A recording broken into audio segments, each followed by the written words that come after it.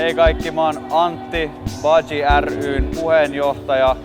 Mä oon ollut Baji ry:n jäsen vuodesta 2008 asti ja siitä lähtien mä oon myös asunut Hermannissa. Kallio on tullut mulle hyvin tutuksi, on viihtynyt täällä paljon ja siitä lähtien kun Kallioliike perustettiin 2011, Baji ry on ollut, voidaan sanoa, että ihan alusta lähtien, että ollaan oltu kiinnostuneita ja mukana tässä kaupungin elävöittämisessä.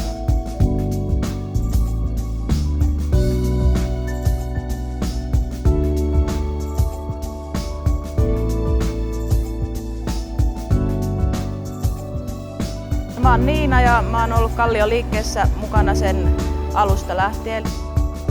Tänä vuonnahan me juhlitaan 5-vuotissynttäreitä ja sen kunniaksi ollaan sitten vallattu toi kurvi ja nämä puistot ja sivukadut.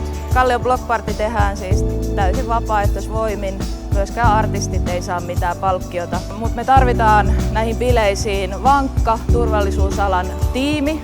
Ja Baji ry on jeesannut tänä vuonna meitä muun muassa siinä, mutta meillä oli jo viime vuonna yhteistyötä ja Baji ryn rooli on ollut siinä kiva, että ne on tuonut tänne bileisiin myös ohjelmaa, nyt myös tätä turvallisuustiimin vahvistusta ja se on meille super tärkeää, koska ilman järjestyksen valvontaa näitä bileitä ei saa järjestää, että kiitos siitä Bajille.